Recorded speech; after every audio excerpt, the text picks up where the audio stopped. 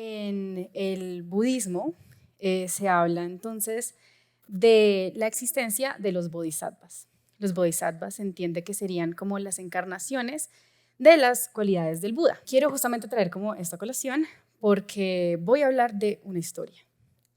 La historia de Avalokiteshvara, el bodhisattva de la compasión.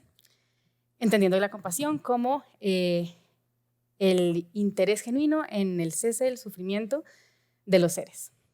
Avalokiteshvara en esta historia toma un voto, y es el voto de no liberarse hasta que todos los seres sean libres, hasta que todos los seres se liberen. La historia de Avalokiteshvara es una historia que corre por todo Asia durante muchos años y se transforma de varias maneras. Aparece entonces, Avalokiteshvara sería como el nombre en sánscrito, y se transforma entonces también en la versión tibetana, que es Chenre Singh, como se pronuncie. Y en esta historia se habla de que Chenre Singh tiene la disposición de escuchar los lamentos del mundo en sus formas pictóricas, en sus figuras. Se le pinta con oídos grandes para escuchar los lamentos, y de esta escucha aparece la intención activa, compasiva, que se le llaman las taras, que también pues en otro lado pues aparecen como las lágrimas de la compasión, básicamente como las lágrimas que surgen desde la intención del cese del sufrimiento, después de escuchar los lamentos del mundo. Entonces, también tiene una versión china que es Guanyin, entonces son figuras grandes que podemos llamar entonces como mitologemas, símbolos que estarán ligados a la compasión, y con eso pues también está la noción de Tara, de la compasión activa. Tara también es una historia interesante porque aparte pues de ser estas lágrimas que surgen desde la actitud consciente de la eliminación de compasión, también son una historia aparte, como en la India antigua tradicional se habla de Tara como alguien que practicó la generosidad por mucho, mucho tiempo, y de pronto le dicen como, bueno, en tu siguiente vida vas a renacer como hombre para poder iluminarte, llegar a la sabiduría máxima e iluminarte. ¿Qué es la iluminación? Me lo he preguntado muchas veces, me dijeron una vez que es la erradicación de la ignorancia, no lo sé, pero por efectos del mito continuaremos con la historia. Entonces Tara dice como, ve, ¿por qué tengo que renacer como hombre para iluminarme? Pues no.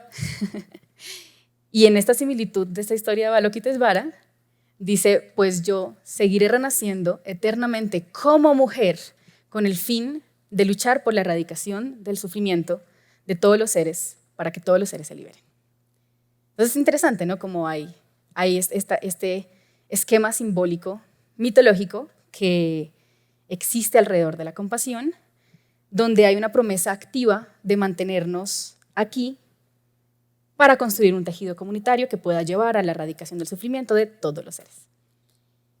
Entonces, ahora, ¿cómo lo traemos? Listo, el mito, ok, bien. ¿Cómo lo traemos acá? Voy a hacer como una referencia a 3 taras, específicamente, pues dentro de las lágrimas se le ponen nombres, se les ponen colores, pero pues ya entendiendo como que este concepto de tara, como la compasión activa, el voto radical de no iluminarse hasta que todos los seres sean felices, cómo se va encarnando, cómo se observa pues desde el compromiso, desde la acción. Hay 3 específicas que quiero traer a colación hoy, porque pues en el mito hay 21, entonces voy a hablar de 3. La tara verde, que es la compasión lista para actuar. Se le pinta como si tuviera una piernita como lista para levantarse, como apenas algo pasa, me levanto, actúo. La tara roja, que es la tara relacional, la tara que se pregunta los vínculos, que se vincula, que forma relaciones, y la tara negra, que es la tara que rompe estructuras, la enojada, la que ubica una fuente del sufrimiento y va directamente a destruirla.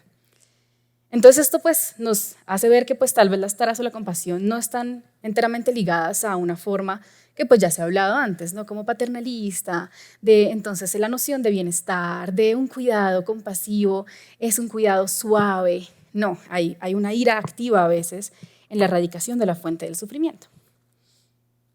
Entonces ya con esto podemos entender como una forma arquetípica de la compasión, como de nosotros, como la compasión está inmersa en nuestra colectividad, aunque no la tengamos tal vez tan presente. Y estas taras tal vez como es una nueva forma de ver la compasión. Y ahora sí como seguirán tal vez pensando como, bueno, ¿y eso cómo lo aterrizamos acá? Siguiendo como, ok, teoría, símbolo. Y es cuando vemos entonces, para traerlo acá tenemos que entonces entender las taras como una acción compasiva insurgente entre agentes.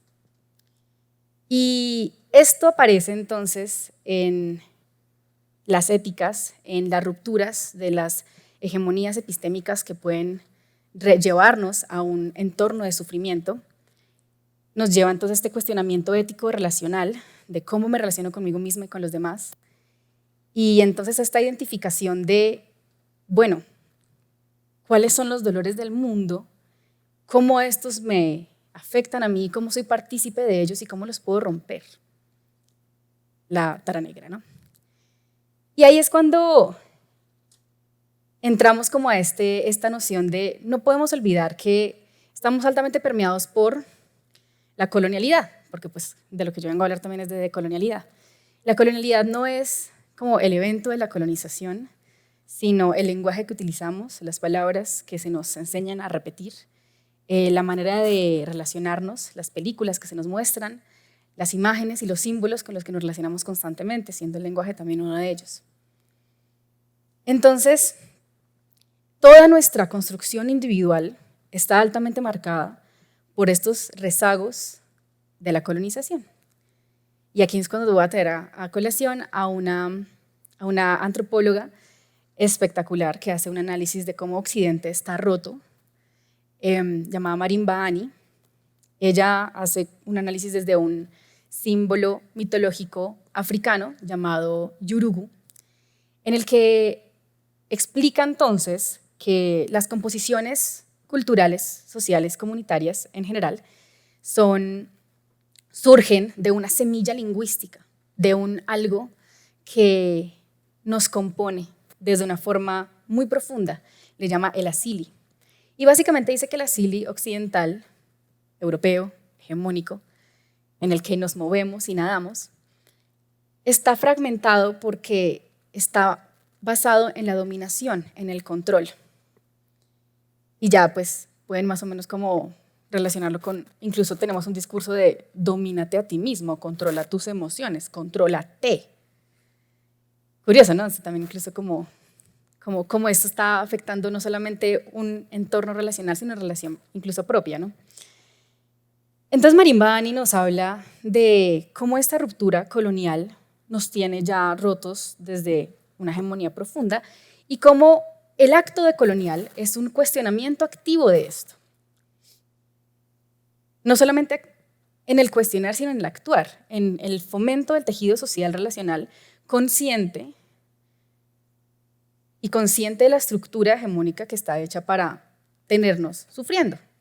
¿Cómo se plasma el sufrimiento? ¿Cómo sabemos que estamos sufriendo? Pues porque los índices de suicidio están altísimos, pues porque los índices de depresión están altísimos. Yo puedo decir tranquilamente que en este punto no he conocido a nadie que en algún momento de su vida no haya sido diagnosticado con depresión o ansiedad, o autodiagnosticado con depresión o ansiedad. Eso es una noción cercana con el control. La ansiedad es una noción que tenemos muy cercana del control y el apego.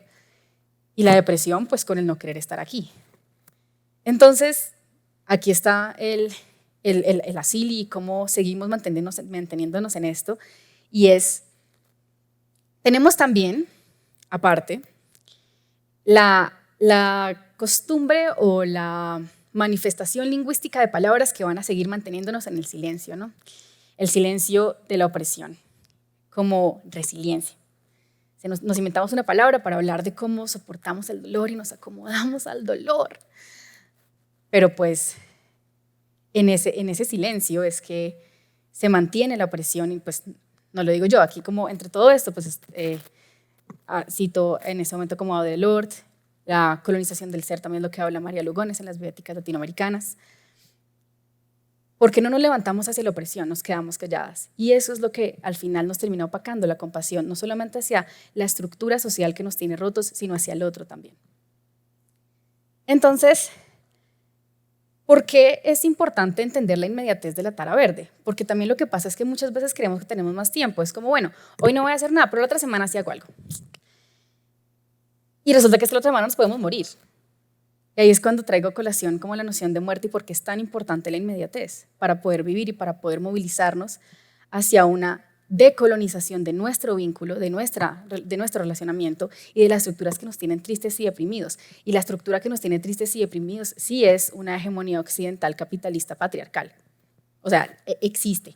Porque si no, Mark Fisher no hubiera escrito un gran libro llamado Realismo Capitalista, en el que describe cómo todo ese sistema nos oprime, nos mantiene deprimidos y no hubiera decidido quitarse la vida. Creo que ese es un caso absolutamente desesperanzador, en el que vemos a alguien que dedicó su vida a observar el sistema en el que vivimos y a criticarlo, y termina diciendo como no hay salvación, es más fácil imaginarse el fin del mundo que el fin del capitalismo.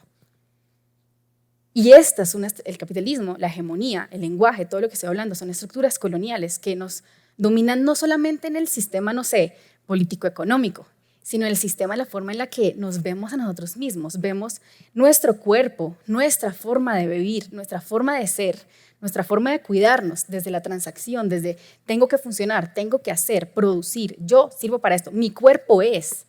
Yo tengo que tener un cuerpo, como si el yo estuviese aparte del cuerpo en sí mismo. Entonces, ¿por qué es urgente la noción compasiva de colonialidad? Porque nos vamos a morir. Y cuando muramos no se va a quedar entonces esta noción de qué tan suave fui, de alguna forma, sino cómo realmente estuve ahí en el tejido social. Y el tejido social está roto actualmente. O si no, no tendríamos también familias profundamente rotas y personas que tienen relaciones rotas y vínculos poco significativos, amistades que se ven cada 6 meses a actualizarse y ya, desaparecen por otros 6 meses. Pero normal, cada quien tiene su vida. ¿Dónde está la forma de vincularnos? La tara roja. ¿Dónde está? ¿Qué tenemos que romper? ¿Qué tenemos que decir nomás? ¿Y cómo estamos activamente en el mundo? Cuidado compasivo en el tejido comunitario. ¿Cuál es la noción lingüística que me mantiene a mí al final viendo el mundo desde la forma individual? Porque creo que el mundo es cuando tengo que ajustarme yo a él, cuando nos ajustamos todos, cuando creamos consentimientos relacionales, cuando creamos espacios de vinculación activa desde el cuestionamiento de las estructuras que nos duelen, que nos hacen doler. Es por eso que aquí es cuando se trae a colación también la noción de amor de Bell Hooks, que el amor es una acción transformadora que se responsabiliza, es una acción política. La forma de vincularnos con nuestro cuerpo, con nosotros mismos, ven, nuestro cuerpo, porque yo soy mi cuerpo. La forma de relacionarnos con todo, con nosotros mismos, con el otro, con las instituciones, con el conocimiento académico, con las referencias académicas, con lo que se nos ha enseñado, con quien nos da un sanduchito en el break. Estas formas, este cuestionamiento de cómo nos relacionamos, es una forma de manifestar el amor responsable en un tejido social y políticamente consciente. Y eso es una tara, eso es una manifestación simbólica de la compasión. Por eso, la invitación es tal vez un poco a recordemos que nos vamos a morir, la vida es urgente porque nos vamos a morir, amar es urgente porque nos vamos a morir, ser compasivos es urgente porque nos vamos a morir, transformar nuestras relaciones, transformar nuestros vínculos, cuestionarnos nuestros vínculos desde una forma política, una postura activamente dispuesta a destruir las estructuras hegemónicas que nos tienen rotos, solos, deprimidos, oprimidas también. Porque al final la compasión es urgente y porque la liberación no se logra en la individualidad, sino en la colectividad, en el cuidado comunitario, en el tejido. Por eso, que todos los seres sean felices, que todos los seres encuentren la paz, que se liberen.